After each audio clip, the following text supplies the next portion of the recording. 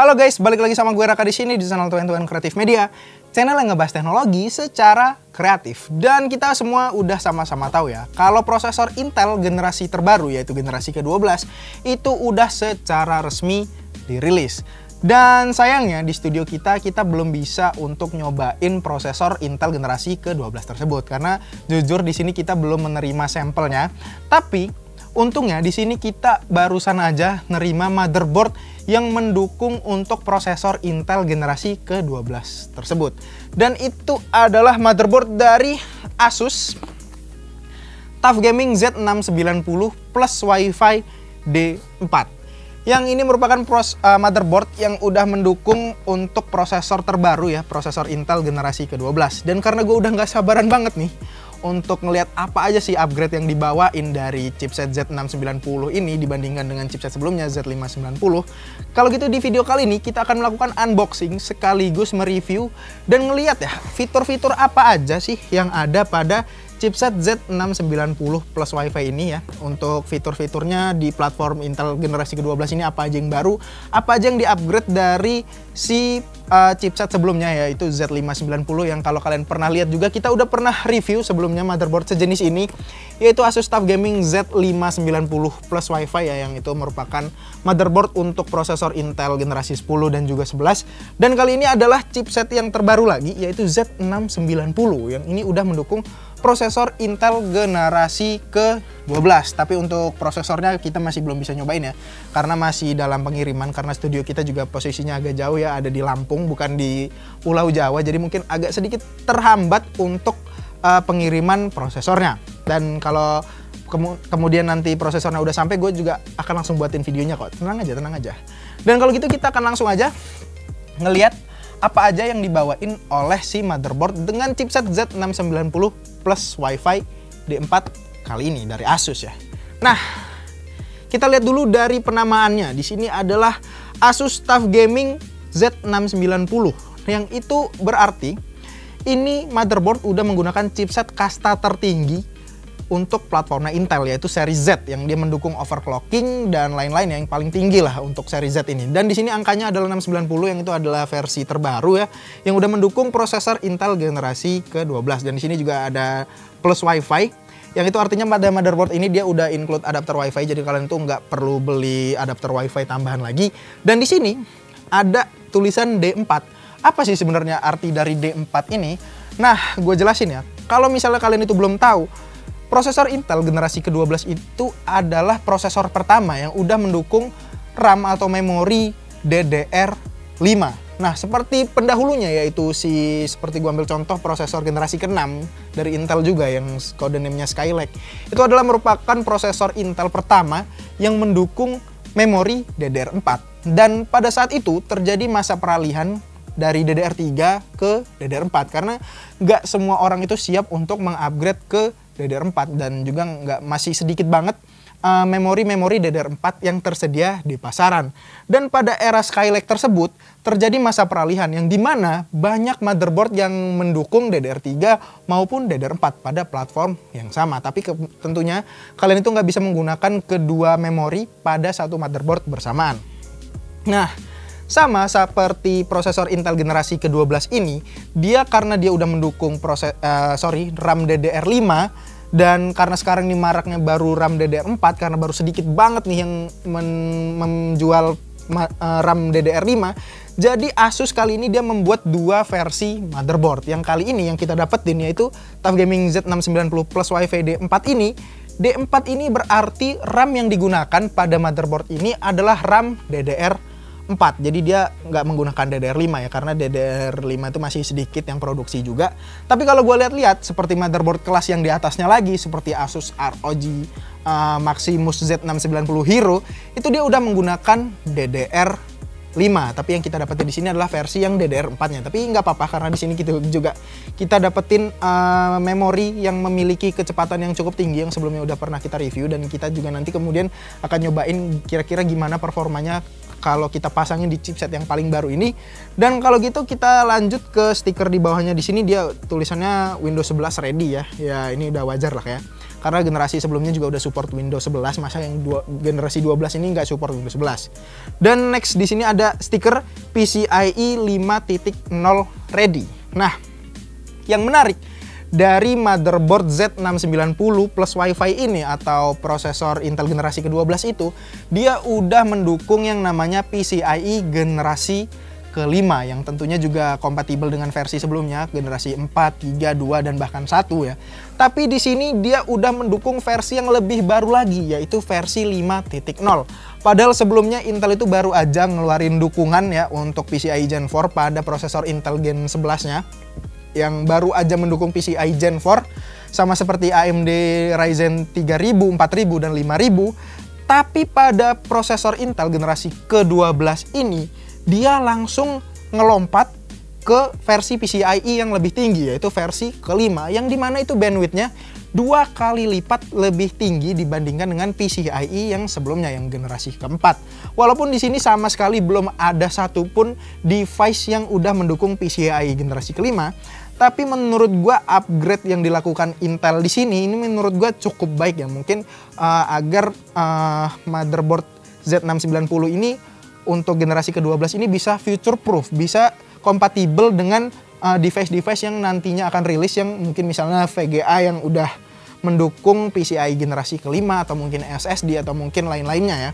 Karena dia di sini udah mendukung, jadi menurut gue ini cukup bagus ya.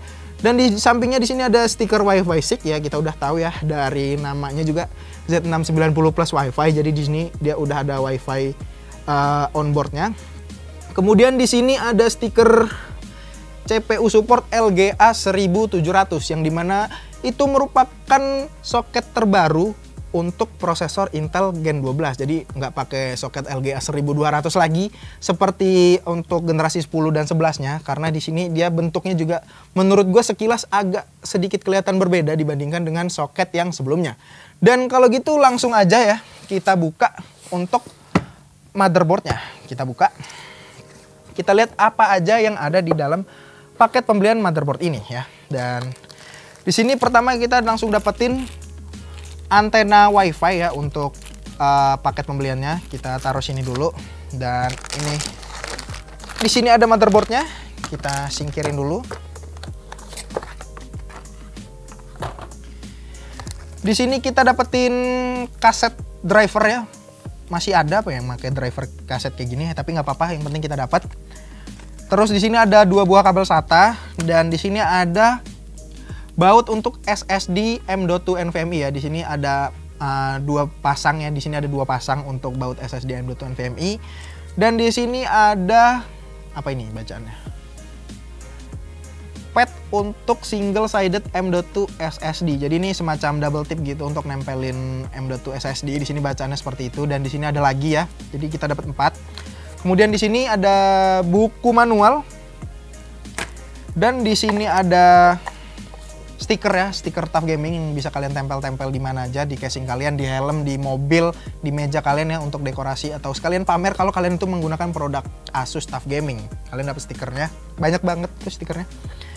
Dan di sini ada Certificate of Reliability. Jadi di sini ada sertifikat ternyata untuk motherboardnya, karena motherboard ini dia udah dites banyak banget ya. Di sini kalau kalian baca ada moisture resistant, vibration test, thermal shock, banyak banget ini untuk sertifikatnya, yang berarti ini motherboard ini dia udah melewati berbagai macam pengetesan untuk uji ketahanan dari motherboard ini sendiri ya. Dan karena ini ada sertifikatnya, jadi menurut gua ini nggak terlalu penting ya, cuma ya menurut gue cukup keren ya sebuah motherboard punya sertifikat reliabilitas kayak gini untuk produknya Asus TUF Gaming. Ini menurut gue cukup keren, walaupun mungkin nggak banyak banget orang yang mempertimbangkan soal-soal kayak gini, tapi menurut gue itu cukup bagus ya.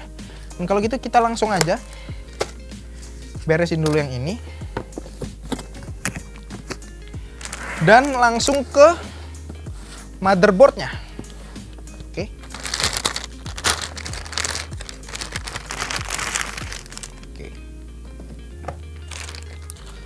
Ya, dan ini adalah tampilan dari motherboard Asus TUF Gaming Z690 plus Wi-Fi D4.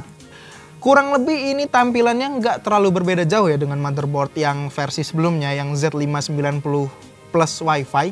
Di sini untuk tema warnanya ini semuanya ini berwarna black ya, berwarna hitam pekat kayak gini dengan ada sedikit aksen-aksen oranye dengan tulisan TUF Gaming di sini. Dan yang pertama kali kita lihat di sini adalah pada bagian soket prosesornya. Kalau kita buka di sini. Di sini untuk soket prosesornya dia bentuknya nggak persegi lagi seperti generasi 10 dan juga 11, tapi di sini dia agak memanjang ke bawah. Ya, dia agak panjang, jadi untuk prosesornya di sini dia bentuknya udah nggak kotak lagi. Yang gue mungkin agak sedikit mempertanyakan ya, pasti di sini akan ada dukungan-dukungan baru untuk soket seperti ini, karena nggak semua cooler itu optimal untuk bentuk prosesor yang agak unik kayak gini ya. Untuk belum semua cooler itu optimal untuk seperti ini. Dan menurut gue di sini juga bakal ada mounting baru karena di sini ukurannya persegi panjang. Jadi mungkin cooler-cooler kalian yang mungkin belum mendukung LGA 1700 ini nggak bisa dipasang ya, karena biasanya kalau Intel dari prosesor Intel Core i3 yang paling jadul sampai ke LGA 1200 itu dia semua cooler itu bisa masuk. Sementara untuk yang terbaru yang generasi 12 ini LGA 1700 ini bentuknya ini persegi panjang, jadi ada kemungkinan kalau cooler-cooler kalian itu nggak bisa masuk ke motherboard kali ini. Tapi kalau gue lihat di sini dari deket, pada bagian mounting untuk coolernya di sini terdapat 2 buah lubang baut ya. Di sini ada 2 buah ya. Jadi mungkin di sini Asus masih mempertimbangkan untuk hal-hal kayak gitu yang mungkin misalnya cooler kalian itu hanya mendukung sampai LGA 1200. Kemudian karena ini LGA 1700 jadi kemungkinan nggak masuk. Tapi di sini Asus membuat 2 lubang ya, kalau kalian perhatikan di sini lubangnya ini nggak kayak lubang biasa, jadi ada kayak 2 ukuran gitu. Yang kemungkinan ya, ini masih kemungkinan, gue belum bisa pastiin lebih lanjut. Nanti gue akan coba pasang cooler yang belum support LGA 1700 ke motherboard ini. Tapi itu untuk next video ya. Kemungkinan ini adalah dukungan untuk cooler-cooler yang versi yang belum mendukung LGA 1700 gitu untuk cooler-cooler Intel generasi sebelumnya. Jadi makanya di sini dia buat 2 buah lubang agar coolernya itu yang versi lama bisa tetap kalian pakai gitu. Karena kan sayang banget kalau kalian misalnya beli cooler baru hanya untuk upgrade ke seri Z690 ini kan. Kalau misalnya kalian punya all-in-one water cooling yang cukup mahal, itu sayang banget kalau misalnya dia nggak mendukung prosesor yang soketnya panjang kayak gini. Dan kalau kita lihat ini ada satu hal lagi yang berbeda, yaitu pada locking mechanism di soket Intel terbaru ini. Kalau kita buka, ini ke atas dan tutupnya ini ke bawah. Yang ini berlawanan dibandingkan dengan versi Intel yang sebelumnya, karena kalau Intel yang sebelumnya ini untuk tutup ininya juga dia dibukanya ke atas ya, nggak berlawanan, yang satu ke atas yang satu ke bawah kayak gini ya, dia nggak berlawanan kayak yang versi sekarang. Tapi yang sekarang ini berlawanan kayak gini, jadi untuk nutupnya juga agak berbeda nih, walaupun sama-sama ditarik dia agak berbeda seperti yang versi sebelumnya. Karena kalau yang versi sebelumnya itu kita tinggal tarik ininya juga dia ikut nutup semua. Sementara kalau ini kita harus 2 kali nutup yang tutupnya ini dulu baru tuas yang panjangnya. Dan di sini kalau gue baca untuk soketnya dia ada tulisan LGA 17XX atau LGA 18XX.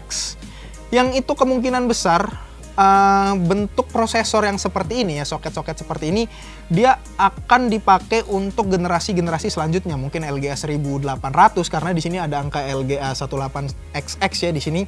Kemungkinan untuk kedepannya prosesor Intel akan memiliki bentuk-bentuk yang terus seperti ini untuk soketnya, karena di sini ada tulisan kayak gini ya, LGA 1700 atau LGA 1800 ya di sini di sensor untuk soketnya. Dan di belakangnya juga ada tulisan yang sama seperti itu di bagian sini untuk LGA 17XX atau LGA 18XX.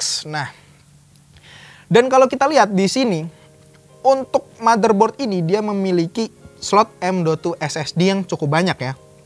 Di sini dia ada 1, 2, 3, 4 buah slot SSD M.2 NVMe yang semuanya itu mendukung PCIe generasi keempat ya. Jadi untuk SSD-nya dia belum menggunakan PCIe generasi kelima, tapi untungnya semua portnya ini dia udah mendukung PCIe generasi keempat. Jadi karena juga belum ada satupun SSD yang menggunakan Gen 5, jadi di sini untuk motherboard ini dia slot M.2 NVMe-nya hanya menggunakan yang generasi keempat aja, nggak generasi kelima.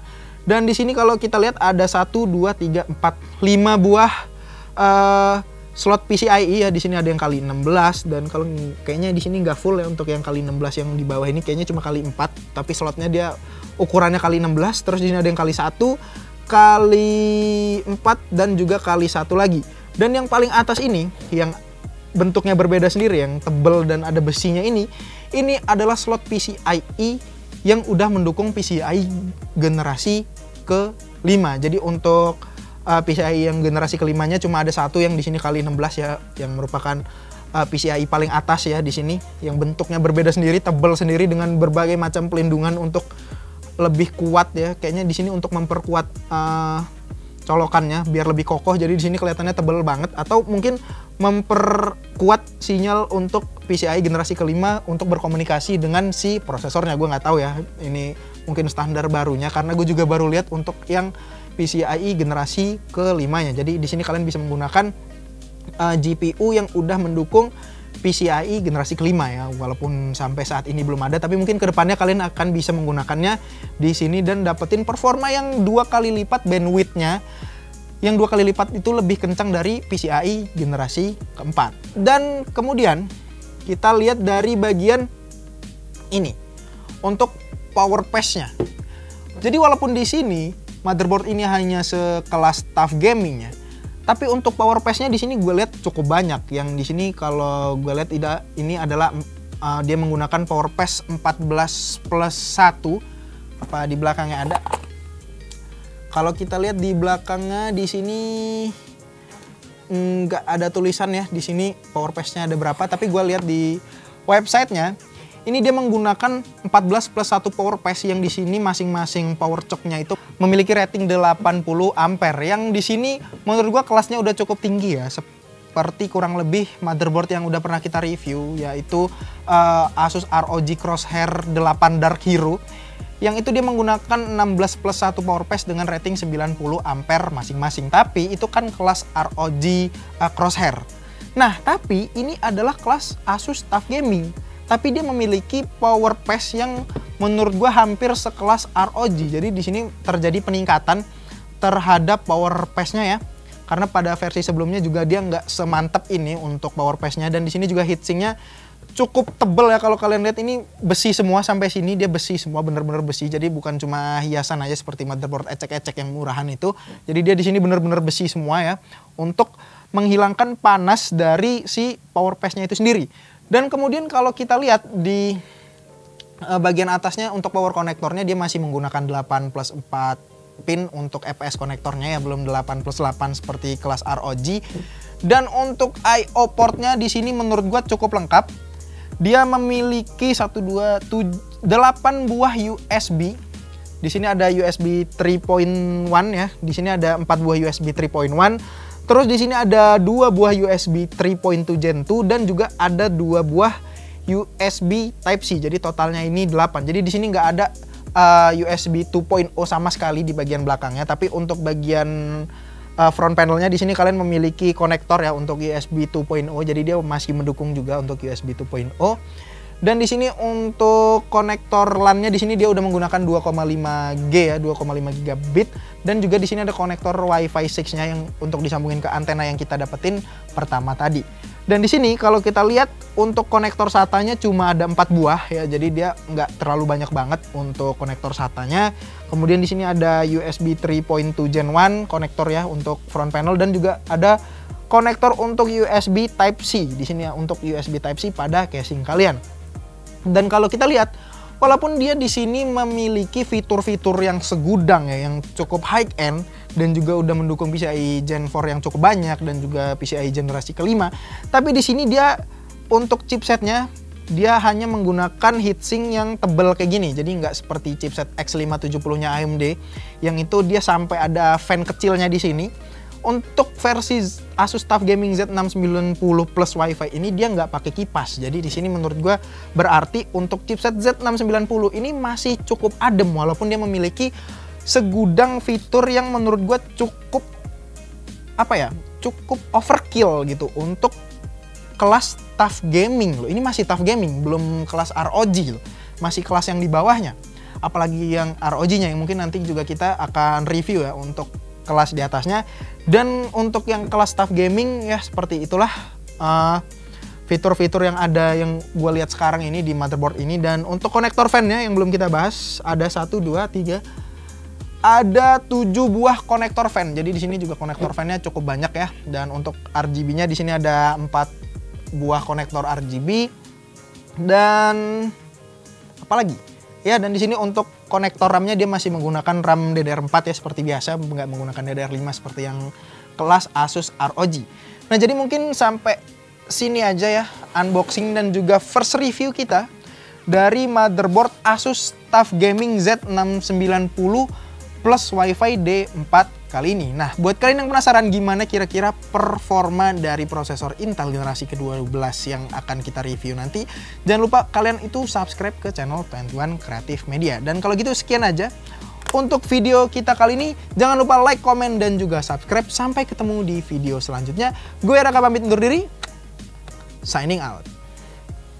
Kira-kira ini bakal dihargain berapa ya?